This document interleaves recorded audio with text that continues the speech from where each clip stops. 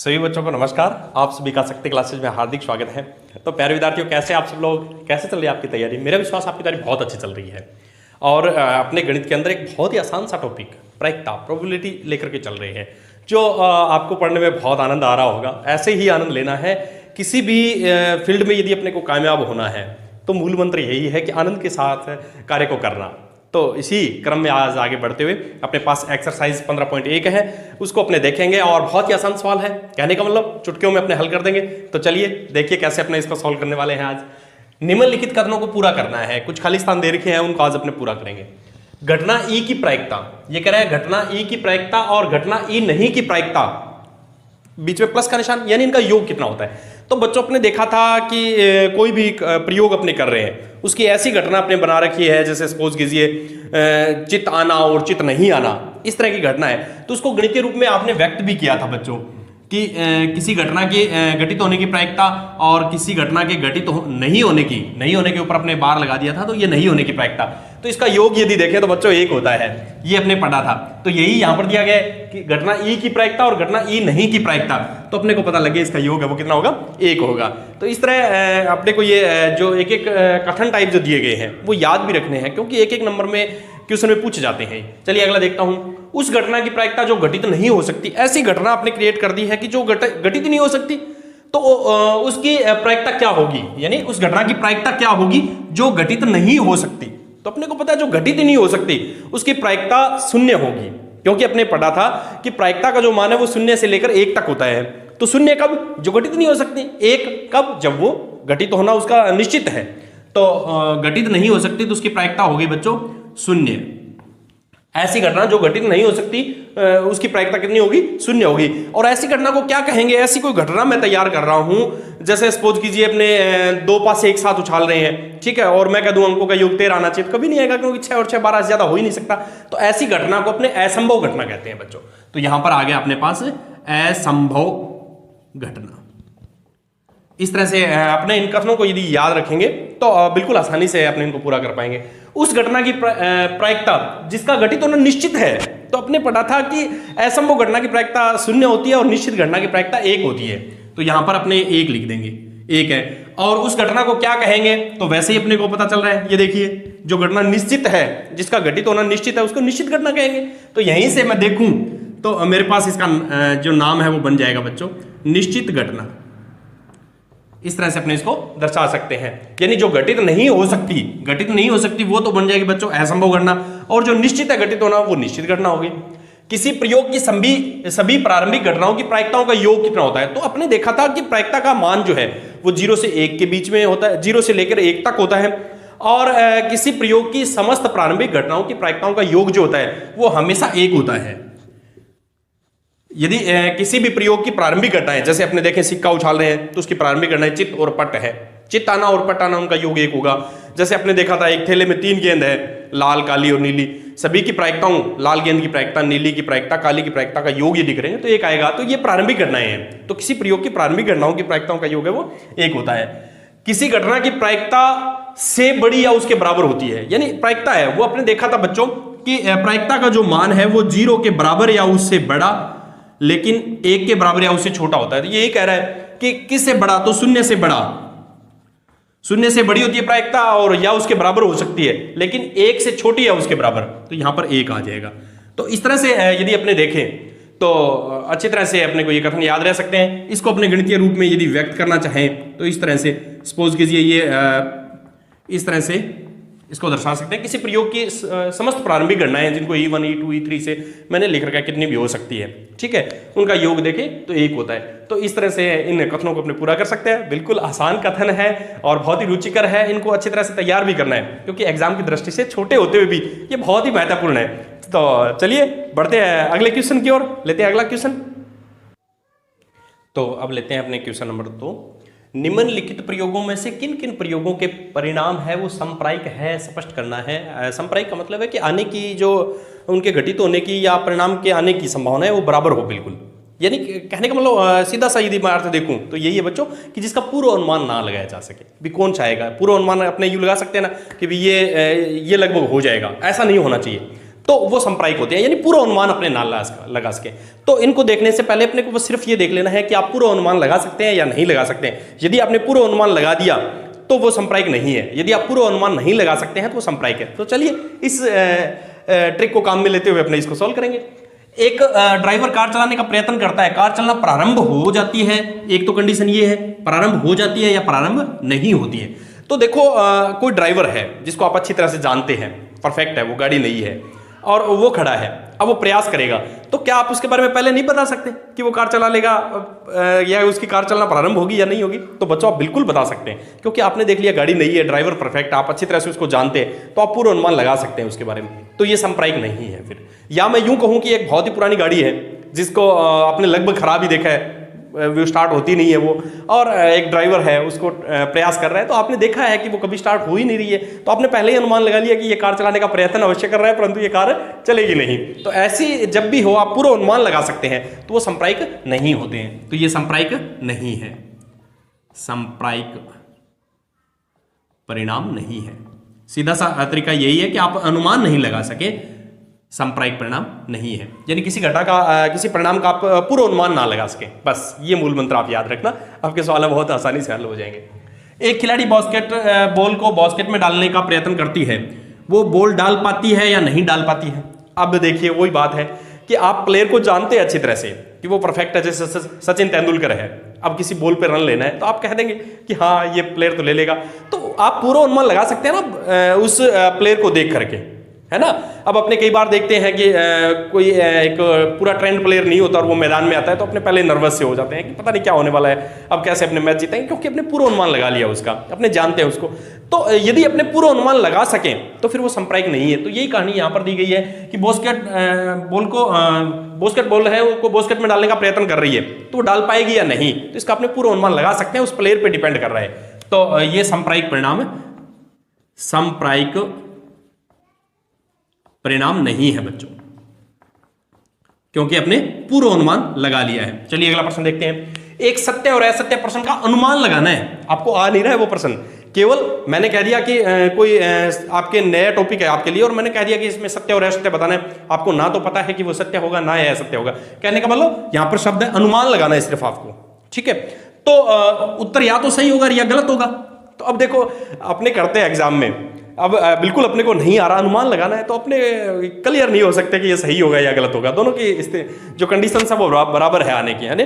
तो यही अपने पास संप्रायिक परिणाम है। तो यहां पर ये संप्रायिक है क्योंकि अपने कोई अनुमान नहीं लगा सकते, जैसे ड्राइवर के लिए लगा रहे थे, जैसे आप खिलाड़ी के लिए लगा रहे थे, वैसे आप प्रश्न में अनुमान यदि लगा रहे हो तो आप उसमें ये नहीं बता सकते ये परफेक्ट सही होगा, क्योंकि यदि आपने परफेक्ट सही है फिर अनुमान कहाँ है, फिर तो या तो आपको आ रहा है वो, यदि आपको नहीं आते हुए आप अनुमान कर रहे हैं तो फिर अपने अंदाजे से भरते हैं कि या तो चलो सही भर देते हैं या गलत भर देते हैं, यही तो करते हैं ना।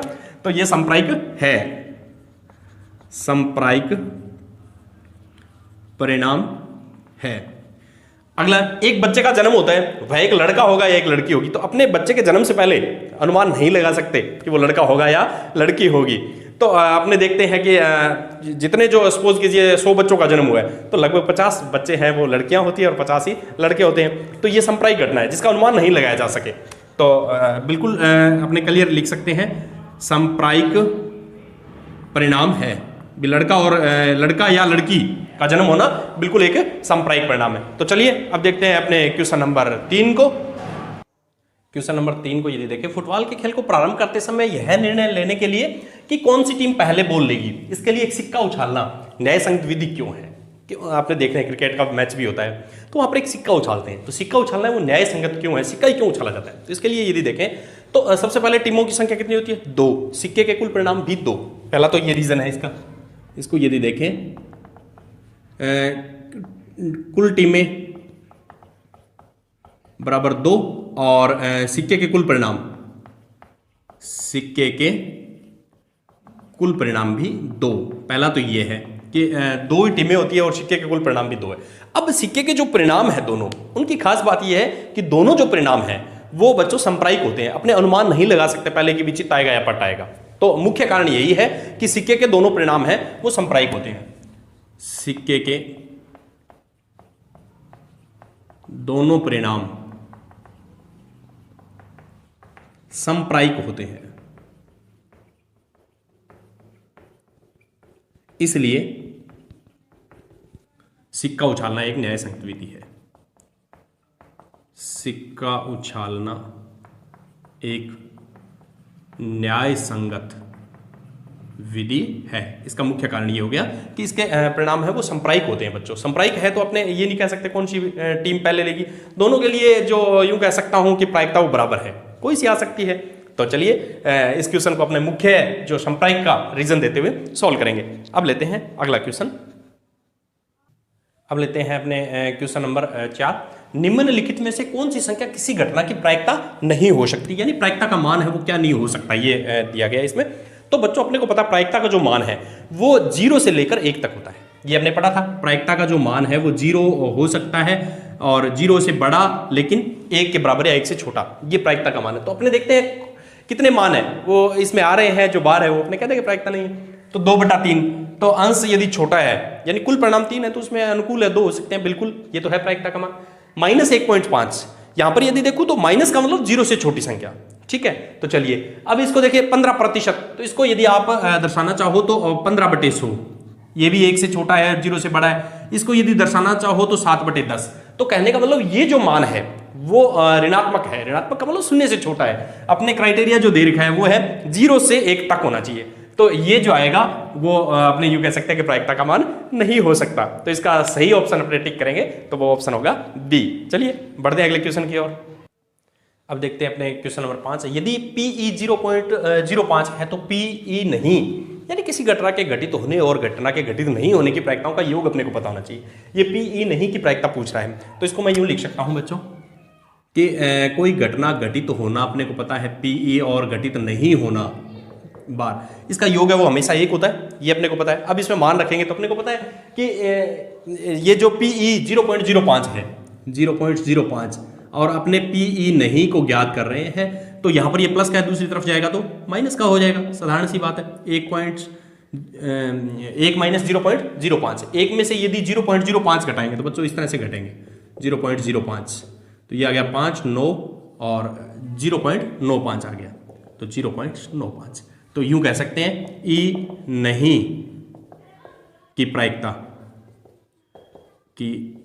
कितनी होगी बच्चों 0.95। इसमें मुख्य जो अपने को याद रखना वो ये रखना है कि किसी घटना के घटित होने और घटना के घटित नहीं होने की प्रायिकताओं का योग है वो 1 होता है। इस टेक्स्ट को यदि अपने याद रखेंगे, इस कथन को यदि याद रखेंगे तो आसानी से इस क्वेश्चन को अपने सॉल्व कर पाएंगे।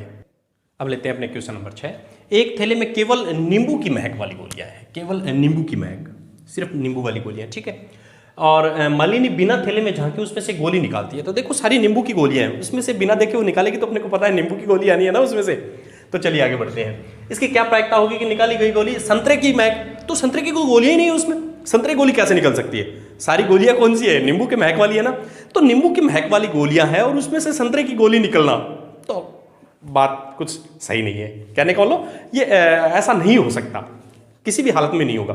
तो ऐसी घटना को क्या कहते हैं बच्चों? असंभव घटना। ये तो असंभव है कि जब नींबू की महक वाली गोली है उसमें से संतरे वाली कैसे महक वाली कैसे निकल जाएगी? तो ये है असंभव घटना। तो इसको अपने लिखेंगे असंभव घटना, असंभव घटना। और असंभव घटना की प्रायिकता कितनी होती है? 0 होती है।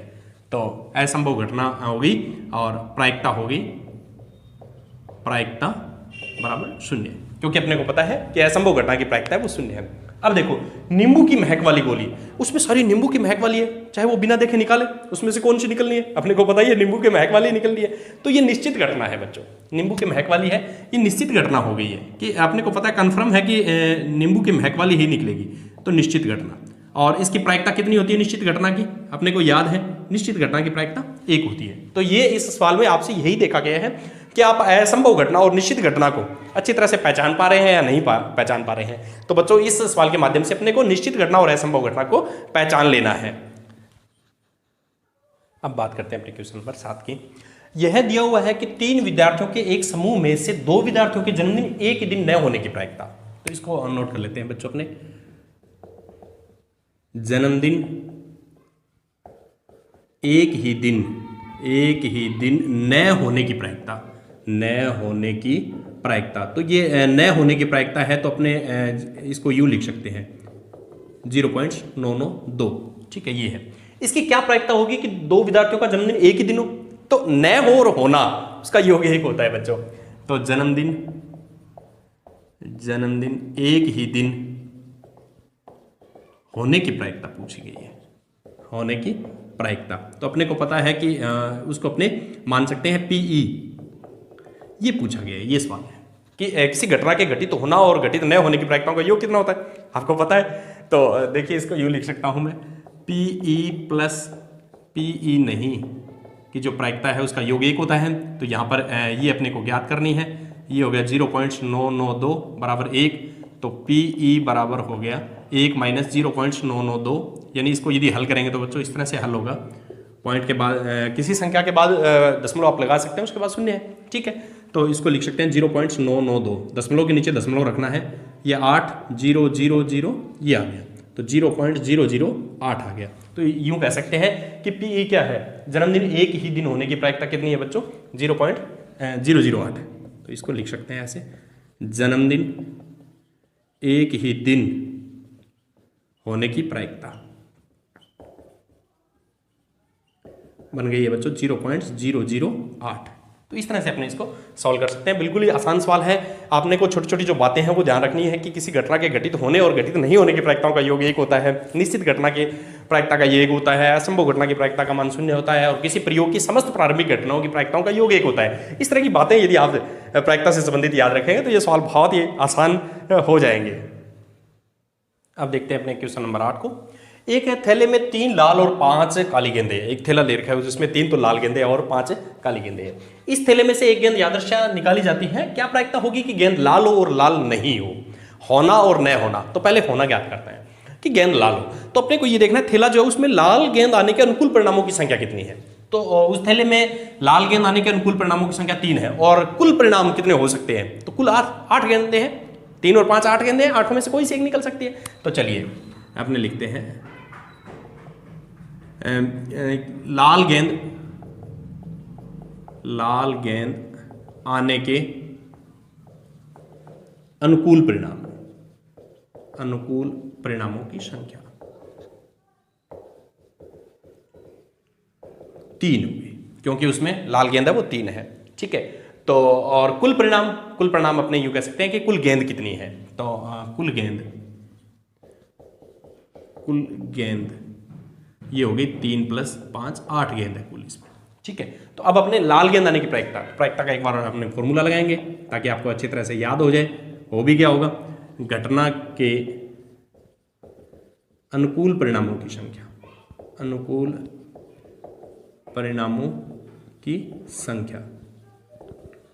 बटा प्रयोग के कुल परिणामों की संख्या ये लिख सकते हैं इसमें, ठीक है। तो अब अपने देखेंगे लाल गेंद आने की, तो पी लाल, तो लाल गेंद है कितनी 3 और कुल गेंदें कितनी है 8, तो लाल गेंद आने की होगी 3/8। अब अपने को पता है किसी घटना के घटित होने और घटित नहीं होने की प्रायिकताओं का ये योग है वो एक होता है। तो सेकंड अपने करेंगे पी लाल नहीं, तो बच्चों अपने को पता हो जाना चाहिए कि एक में से इसको घटा दो, क्योंकि इसका और इसका योग 1 होगा। तो ये 3/8 आ गई, तो एक में से बच गया वो लाल नहीं का है, तो वो अपने घटा देंगे। तो ये आ गया 8, तो 8 1 कम 8, और ये आ गया 3 5/8। तो ये जो दूसरा पार्ट इसमें दिया गया है कि लाल नहीं हो गेंद, तो उसकी तो आ गई 5/8 और लाल होने की 3/8, क्योंकि अपने जानते हैं अच्छी तरह से किसी घटना के घटित होने और घटित नहीं होने की प्रायिकताओं का योग है वो 1 होता है। तो ये 3/8 है, तो एक में से घटा दो, बच गई वो नहीं होने की, बस साधारण सी तो बात है। तो इस तरह से अपने इन सवालों को यदि देखें तो बिल्कुल आसान सवाल अपने को दिखाई देंगे। तो अब देखते हैं अपने क्वेश्चन नंबर 9। एक डिब्बे में 5 तो लाल कंचे हैं, 8 सफेद कंचे और 4 हरे कंचे, ठीक है। इनको मैं लिख लेता हूँ। लाल कंचे तो हैं 5, और सफेद कंचे हैं बच्चों 8, और हरे कंचे हो गए मेरे पास 4। कुल कंचे भी देख लेता हूँ, कुल कंचे तो ये हो गए 8 और 5 13, 13 और 4 17, कुल कंचे हो गए 17, ठीक है। अब देखो कि कंचा लाल हो, तो लाल कंचे के अनुकूल कितने हैं 5 और कुल कंचे हैं 17, तो अपने प्रायिकता का फॉर्मूला लगा देंगे। प्रायिकता घटना के अनुकूल परिणामों की संख्या, घटना के अनुकूल परिणामों की संख्या, परिणामों की संख्या बटा प्रयोग के कुल परिणामों की संख्या। बिल्कुल आसान सा फॉर्मूला है, आप बच्चों को याद भी हो गया होगा।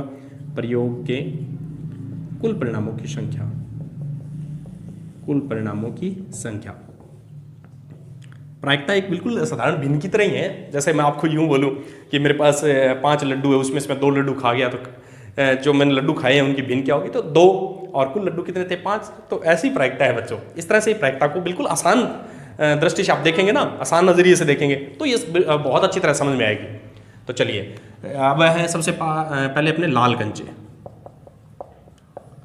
ठीक है, तो लाल कंचे की जो प्रायिकता है वो लाल कंचों के अनुकूल परिणाम 5 है और कुल परिणाम 17 है। दूसरी यदि देखूं बच्चों में, सेकंड सफेद, तो सफेद कंचे की प्रायिकता, तो सफेद कंचे कितने हैं, 8 और कुल है 17। थर्ड यदि देखूं तो ये कह रहा है हरा नहीं, पी हरा नहीं। तो इसकी यदि देखूं बच्चों तो हरा नहीं, तो आपको ये छोड़ देना है। तो बाकी कितने बच गए, 8 और 5 13 बच गए। इसको छोड़ दो, हरा नहीं आना चाहिए। लाल आ गया तो भी हरा नहीं है और सफेद आ गया तो भी हरा नहीं है। ठीक है, तो आप डायरेक्टली याद कर सकते हैं 13/17 भी हरे वाला है, उसको छोड़ देना है। या आपके पास ये तरीका है कि हरे कंचे आने की प्रायिकता आप याद कर लेंगे 4/17, फिर वो 1 में से घटाएं। तो दोनों ही तरीके हैं। तो ये बिल्कुल आसान सा तरीका है, बिल्कुल आसान तरीके से आपको सवालों को देखना है। एक एक लाइन के सवाल है। ठीक है, तो इस तरह से आप क्वेश्चन नंबर 9 को बहुत ही आसानी से हल कर सकते हैं। और इसको लेते हैं अगला क्वेश्चन। अब लेते हैं अपने क्वेश्चन नंबर 10। एक पिग्गी बैंक में 50 पैसे के 100 सिक्के हैं, 1 रुपए के 50 सिक्के हैं और 2 रुपए के 20 सिक्के हैं। एक बैंक है छोटा, ठीक है, और 5 रुपए के 10 सिक्के हैं।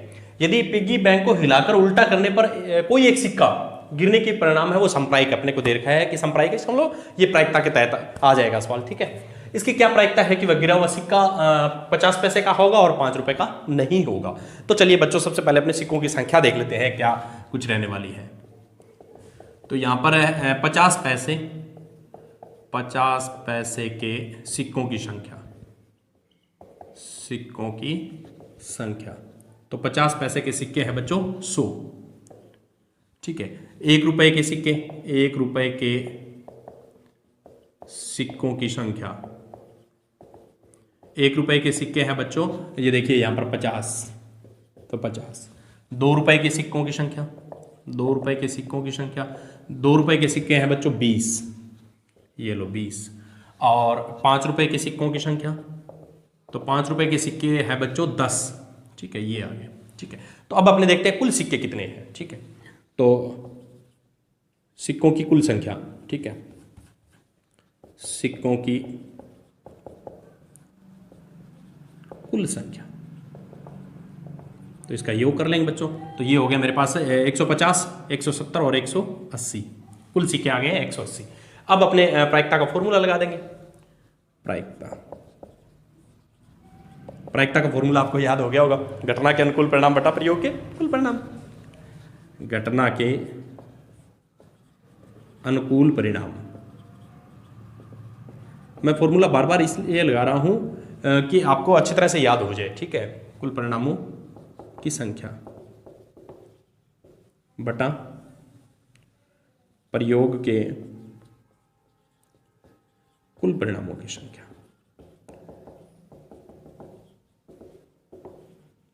ठीक है, तो सबसे पहले अपने लेते हैं 50 पैसे का सिक्का।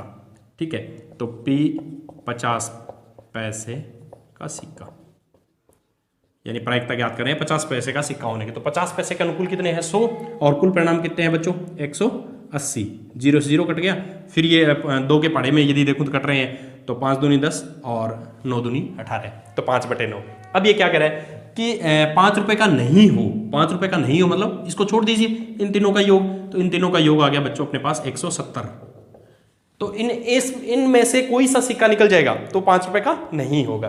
तो अपने यूँ लिख सकते हैं सेकंड, P है अपने पास 5 रुपए का सिक्का ना हो, रुपए 5 का सिक्का न हो, यहाँ पर न होगा, तो अपने क्या कर रहे हैं, इसको छोड़ देते हैं, ये नहीं होना चाहिए, बाकी कुछ भी हो, तो बाकी कुछ हो तो टोटल 170 हो गए, 170 बटा 180 यानी 0 0 कट गया, तो 17 बटे 18 ये आंसर आ गया। तो इस तरह से यदि देखें तो बिल्कुल छोटे छोटे और आसान सवाल हैं। केवल मैं फिर आपको कह रहा हूँ कि यदि आपने इन सवालों को करने से पहले अपना पार्ट नंबर 1 नहीं देखा, उसको जरूर देखिएगा, क्योंकि उसमें सांप्रायिक घटनाएं क्या होती है, प्रायिकता क्या है, सब छोटी छोटी बातों पर अपने चर्चा की थी, बिल्कुल बेसिक बातें अपने उसमें से ली थी, तो जरूर उसको जरूर देखिएगा। चलिए बढ़ते हैं अगले सवाल। तो अब देखते हैं अपने क्वेश्चन नंबर 11 को। गोपी अपने जल जीव कुंड के लिए एक दुकान से मछली खरीदती है, उसको अपने घर में एक जल जीव कुंड बनाना है, उसके लिए वो मछली खरीदती है दुकान से जाकर के, ठीक है। दुकानदार एक टंकी जिसमें से 5 नर मछली और 8 मादा मछली है। अब क्या है, दुकानदार के पास एक टंकी है, उसमें उसको बस इतना पता है कि उस टंकी में 5 तो नर मछली है और 8 मादा मछली है, पर वो ये नहीं बता सकता कौन सी नर मछली है और कौन सी मादा मछली है, उसकी पहचान नहीं है। केवल उसको संख्या पता है पहले से कि इसमें नर मछली है वो तो 5 है और मादा मछली है वो 8 है, में से एक मछली यादृच्छा उसे देने के लिए निकालती है। अब उसमें से ऐसे तो पता नहीं चल रहा कौन सी नर है कौन सी मादा है, मछली को देखने मात्र से पता नहीं चलेगा, तो वो एक मछली है वो निकाल दी। क्या प्रायिकता होगी कि निकाली गई मछली है वो नर मछली हो? तो सबसे पहले अपने नर मछली है वो संख्या देखेंगे, कुल मछलियों की संख्या देखेंगे और सवाल अपने हल करेंगे। तो चलिए अपने पास है नर मछलियों की संख्या, नर मछलियों की संख्या, तो नर मछलियों की संख्या है बच्चों 5 और मादा मछलियों की संख्या, मादा मछलियों की संख्या है अपने पास 8। तो ये होगी कुल मछलियां, आप देख लेंगे कुल मछलियों की कुल संख्या, यूँ लिख दूंगा इसको ना, मछलियों की कुल संख्या, तो कुल संख्या हो गई है, इसको यदि जोड़ूं तो 8 और 5 13। अब बच्चों एक बार अपने प्रायिकता का फॉर्मूला अवश्य लगाएं, क्योंकि आपको याद हो जाए अच्छी तरह से। तो प्रायिकता वैसे तो आपको याद हो गया, फिर भी अपने बार बार दोहरान करना आवश्यक है। घटना के अनुकूल परिणाम, घटना के अनुकूल परिणामों की संख्या बटा प्रयोग के कुल परिणामों की संख्या, बटा प्रयोग के कुल परिणामों की संख्या, कुल परिणामों की संख्या। तो अब अपने को देखना है सबसे पहले कि नर मछली, तो P नर मछली, तो नर मछली आने के अनुकूल कितनी है, उसमें से कितनी मछलियां हैं जो नर मछली है? तो ये देखिए बच्चों 5 मछली है और कुल मछलियां कितनी हैं 13, तो अपने पास नर मछली आने की जो प्रायिकता है वो 5/13 हो गई। तो बिल्कुल आसान सवाल और बिल्कुल आसान तरीके से ही अपने इसको कर रहे हैं। तो अब देखते हैं अपने क्वेश्चन नंबर 12। संयोग के एक खेल में एक तीर को घुमाया जाता है। ये एक संयोग का खेल है जिसमें ये यूँ वृत्त बना होता है, इसके ऊपर ये तीर जो लगा हुआ है ये घूम सकता है, इसको घुमा के छोड़ देते हैं, ये धीरे से आगे किसी एक नंबर पर रुक जाएगा, ठीक है। ये पोजीशन दी हुई है, जो विश्राम में आने के बाद एक संख्या 1 2 3 4 5 6 7 और 8, क्योंकि इस पे 8 अंक दिए गए हैं तो किसी एक अंक पे रुकेगा आके, एक संख्या को इंगित करता है। यदि ये सभी परिणाम संप्रायिक हो तो क्या प्रायिकता है? अब ये कह रहा है संप्रायिक, इसका मतलब प्रायिकता के फील्ड में ये आता है, ठीक है, क्राइटेरिया में है ये। तो वो 8 को करेगा। तो सबसे पहले तो बच्चों अपने को ये देखना है कि इस संयोग के खेल के कुल परिणाम कितने हैं, ये अपने को देखना होता है। तो संयोग के खेल के कुल परिणाम, कुल परिणाम कितने हैं बच्चों? 8। और कौन कौन से हैं? 1 2 3 4 5 6 7 और 8, ये परिणाम है, ठीक है। इसमें से कोई एक नंबर आएगा, ठीक है। अब देखो वो 8 को करेगा भी, उसमें से 8 अंक पे आकर रुकेगा, इसकी क्या प्रायिकता है? तो सबसे पहले अपने प्रायिकता का फॉर्मूला लिख लेते हैं ताकि फिर आगे अनुकूल परिणाम अपने ज्ञात करना शुरू करेंगे। घटना के अनुकूल परिणाम, अनुकूल परिणामों की संख्या बटा प्रयोग के कुल परिणामों की संख्या, बटा प्रयोग के कुल परिणामों की संख्या। अब देखो बच्चों सबसे पहले पहला पार्ट से लेता हूं इसका। ये कह रहा है 8 को करेगा, तो संख्या 8 आने के अनुकूल परिणाम, आने के अनुकूल परिणाम तो सिर्फ एक ही है बच्चों, अनुकूल परिणामों की संख्या, अनुकूल परिणामों की संख्या। तो अनुकूल परिणाम कितने बच्चों? एक ही है, वो भी कौन सा है? 8 अंक, बस सिर्फ 8 पे आके रुकेगा तो ही वो अपना रिजल्ट आएगा, ठीक है। तो यहाँ पर अपनी जो प्रायिकता आ गई P 8 इंगित करना। इसकी प्रायिकता आ गई है बच्चों 1 बटे कुल परिणाम है अपने पास 8। ठीक है, ये अपने अब सेकंड पार्ट देखते हैं। इसमें सेकंड दे रखा है एक विषम संख्या, तो एक विषम संख्या आने के अनुकूल परिणामों की संख्या, अनुकूल परिणामों की संख्या, एक विषम संख्या। तो इसके लिए अपने देख लेंगे बच्चों इसमें से विषम कौन सी है। तो ये 1 विषम होती है, 3 विषम है, 5 विषम है, 7 विषम है। तो टोटल बच्चों 4 संख्याएं हो गई है। तो संख्या कितनी है 4, और उनको लिखना चाहें तो ये लो 1 3 5 7 ये लिख दिया। ठीक है, तो इसकी प्रायिकता ज्ञात कर देंगे। एक विषम संख्या, एक विषम संख्या, तो इसकी होगी बच्चों 4 बटे 8। इसको यदि सरल करूंगा तो 1 बटा 2। ठीक है, बिल्कुल आसान है ना। नेक्स्ट देखो 2 से बड़ी संख्या, थर्ड इसमें देखें 2 से बड़ी संख्या आने के अनुकूल परिणामों की संख्या। अपने ये देखना है कि 2 से बड़ी संख्या, अनुकूल परिणामों की संख्या अपने इसमें से देखेंगे। तो यहां पर देखो बच्चों 2 से बड़ी, तो 2 से बड़ी कौन कौन सी है देखिए इसमें ध्यान से। 2 से बड़ी देखूं तो ये भी बड़ा है, ये भी बड़ा है, ये भी बड़ा है, ये इतने बड़े हैं, 6 हो गए हैं। तो कुल 6, और कौन कौन से हैं 3 4 5 6 7 और 8, वो भी मैंने लिख दिए ताकि आप बच्चों को अच्छी तरह से ध्यान में आ जाए। ठीक है, तो P 2 से बड़ी संख्या, 2 से बड़ी संख्या, तो इसकी प्रायिकता हो गई है बच्चों 6 बटे 8। इसको यदि 2 के पहाड़े से काटे तो 3 बटे 4 आ गई है। ठीक है, अब अपने इसमें चौथा पार्ट्स रह गया 9 से बड़ी संख्या। ठीक है, तो चलिए थोड़ा सा मैं बोर्ड को खाली कर लेता हूं। तो चौथा पार्ट यदि इसमें देखें तो 9 से छोटी संख्या। ठीक है, तो ये लो 9 से छोटी संख्या, 9 से छोटी संख्या आने के अनुकूल परिणामों की संख्या, आने के अनुकूल परिणामों की संख्या, अनुकूल परिणामों की संख्या। तो ये हो जाएगी बच्चों यदि 9 से छोटा देखूं तो ये भी 9 से छोटा है, ये भी 9 से छोटा है, ये भी है, तो सारे 9 से छोटे हैं। तो कितने हो गए 8, और कौन कौन से 1 2 3 4 5 6 7 8। ठीक है, सारे के सारे 9 से छोटे हैं। तो अपने ज्ञात कर देंगे प्रायिकता 9 से छोटी संख्या, 9 से छोटी संख्या। तो ये हो गया बच्चों 8 बटे 8 यानी 1। अब आप समझ गए होंगे 1 आया है, इसका क्या मतलब है, 1 कब आता है। तो यदि 1 आया है तो वो घटना बच्चों निश्चित घटना होती है। तो इसके आगे आप जरूर लिखें ताकि आपको याद रह जाए निश्चित घटना, क्योंकि निश्चित घटना की प्रायिकता है वो 1 होती है। ये हमेशा बस यही घटित होगी, ये घटना 9 से छोटी संख्या ही आएगी इस पे हमेशा ही। कितनी बार आप इसको खेलो, इसमें जो रिजल्ट जो आना है वो 9 से छोटा ही आना है। तो ये निश्चित घटना है, क्योंकि 8 तक की संख्या है तो हम अपने को पता है 9 से छोटा ही आएगा। तो इसको कहते हैं निश्चित घटना। जिस घटना की प्रायिकता 1 होती है उसको अपने निश्चित घटना के नाम से जानते हैं। चलिए देखते हैं आगे। तो अब देखते हैं अपने क्वेश्चन नंबर 13। एक पासे को एक बार फेंका जाता है, निम्नलिखित को प्राप्त करने की प्रायिकता अपने को ज्ञात करनी है। तो सबसे पहले तो बच्चों आपको ये बताना चाहिए एक पासे को एक बार फेंका जाए तो कुल परिणाम निश्चित होते हैं। आपने पहले भी देखा था।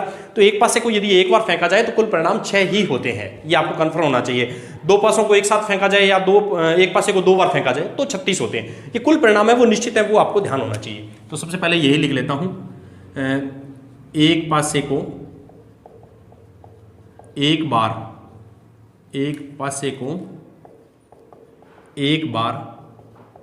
फेंकने पर कुल परिणामों की संख्या, कुल परिणामों की संख्या ये निश्चित होती है बच्चों पहले से। ये कुल परिणामों की संख्या अपने को ध्यान रखनी है। ये 6 कौन कौन से हैं वो ये भी मैंने लिख दिया यहाँ पर। ये 6 एक पासे पे कुल परिणाम हमेशा 6 ही होते हैं, ये ध्यान रखना है। सिक्के के 2 ही होते हैं, ताश की गड्डी के यदि पूरे पत्ते हैं तो 52 ही कुल परिणाम होते हैं। ठीक है, अब एक अभाज्य संख्या हो उसके लिए सबसे पहले अपने क्या करते हैं बच्चों, फॉर्मूला एक बार लिख देते हैं प्रायिकता का, ताकि आप बच्चों को अच्छी तरह से बार बार रिपीट हो जाए और आपके ये नंबर बिल्कुल एग्जाम में पक्के हो जाए। उसके लिए अपनी तैयारी चल रही है। ठीक है, घटना के अनुकूल परिणामों की संख्या, घटना के अनुकूल परिणामों की संख्या, अनुकूल परिणामों की संख्या। तो अपने कोई भी घटना होगी, घटना क्रिएट जो की जाती है उसके अनुकूल परिणामों की संख्या ज्ञात कर लेंगे। और प्रयोग के कुल परिणाम आपके पास पहले से ऑलरेडी होते हैं। प्रयोग के कुल परिणामों की संख्या ये अपने ऊपर लिख ही दिया है। ये तो हर एक प्रयोग के निश्चित है कुल परिणामों की संख्या। अब सबसे पहला पार्ट लेता हूं, एक अभाज्य संख्या, एक अभाज्य संख्या होने के अनुकूल परिणामों की संख्या, होने के अनुकूल परिणामों की संख्या, अनुकूल परिणामों की संख्या। अब अपने को ये देखना है बच्चों, इसमें से अभाज्य संख्याएं वे संख्याएं जो केवल और केवल अपने पढ़े में आती है। और एक की यदि बात करूं तो एक न तो भाज्य है और न अभाज्य है। एक है वो न तो भाज्य होता है न अभाज्य होता है, तो एक को छोड़ दीजिएगा। अब देखो 2 है वो केवल और केवल अपने पढ़े में आता है, 3 केवल और केवल अपने पढ़े में आता है, 4 है वो 2 के पढ़े में मिल जाता है, ठीक है, 5 है वो केवल और केवल अपने पढ़े में आता है, ये शॉर्ट ट्रिक से देखें, 6 वो आपको 2 और 3 के पढ़े में मिल जाता है। तो अभाज्य संख्या वे होती है जो केवल और केवल अपने पढ़े में है, या फिर यूं कहूं कि जिनके आगे गुणनखंड नहीं किए जा सकते हो, उनके स्वयं और एक के अलावा उनके गुणनखंड ना हो, तो 2 के आप गुणनखंड नहीं कर पाओगे। एक और 1 गुणा 2 लिख सकते हो, स्वयं होता है और या इसका 1 होता है, इसके अलावा कोई गुणनखंड नहीं है। जैसे 4 के 2 गुणा 2 है, इसके 4 के अलावा भी है, 6 के 2 गुणा 3 है। तो अभाज्य संख्या और भाज्य संख्या को अच्छी तरह से आप पहचान ले। भाज्य संख्याएं वे होती है जिनके गुणनखंड किए जा सकते हैं, और अभाज्य संख्याएं वे होती है जिनके गुणनखंड नहीं किए जा सकते हैं, या फिर मैं यूं कहूं कि वो जो अपने ही पाड़े में आती है। यूं आप याद रख लें, एक है वो न तो भाज्य संख्या होती है न अभाज्य संख्या होती है, ये भी ध्यान रखना है, ठीक है। तो एक अभाज्य संख्या होने के अनुकूल, अब इसमें देखिए अभाज्य संख्या 3 आपने निकाल दी है, कौन कौन सी है वो है 2, 3 और 5, ये निकाल दी है। अब अपने को इसकी प्रायिकता ज्ञात करनी है, तो मैं लिख दूं P एक अभाज्य संख्या, इसकी अपने प्रायिकता है वो ज्ञात करेंगे, अभाज्य संख्या। तो इसकी प्रायिकता होगी बच्चों 3 बटे कुल परिणाम कितने होते हैं, 6 फिक्स है, तो 1/2। नेक्स्ट देखूं मैं सेकंड, ये कह रहा है 2 और 6 के बीच, 2 और 6 के बीच स्थित कोई संख्या आने के अनुकूल परिणाम, संख्या आने के अनुकूल परिणामों की संख्या, अनुकूल परिणामों की संख्या। तो अपने ये देखेंगे सबसे पहले परिणामों की संख्या कि 2 और 6 के बीच, तो देखो 2 और 6 के बीच, ये 3 है वो 2 और 6 के बीच है, 4 है वो भी है, 5 है वो भी है, तो कितने हो गए 3, कौन कौन से बच्चों 3, 4, 5, ये 2 और 6 के बीच है, ठीक है। तो इसकी प्रायिकता अपने ज्ञात कर देंगे, 2 और 6 के बीच स्थित कोई संख्या, ठीक है। इसके अनुकूल परिणाम कितने हो गए बच्चों 3, और कुल परिणाम कितने होते हैं पास के 6 फिक्स है, तो ये हो गया 1/2। एक कुल परिणाम अपने पास पहले से ऑलरेडी अपने लिख रखे हैं, ठीक है। थर्ड इसका लेता हूं, एक विषम संख्या आने के अनुकूल परिणामों की संख्या, ठीक है, आने के अनुकूल परिणामों की संख्या। तो विषम संख्या क्या होती है ये समझना है। तो देखो बच्चों, विषम संख्या वे संख्या होती है जिसमें 2 का भाग पूरा नहीं जाता हो, शेषफल 1 बच जाता है, वो विषम संख्या है। तो देखो किस किस में 2 का भाग पूरा नहीं जा रहा, तो 1 है वो विषम होता है, 3 विषम है, 5 विषम है, तो टोटल कितनी होगी 1, 2 और 3 हो गई है बच्चों। कौन कौन सी है वो 1, 3, 5, क्योंकि 2 में पूरा जाएगा, 4 में जाएगा, 6 में जाएगा, यहाँ शेषफल नहीं बचेगा, ठीक है।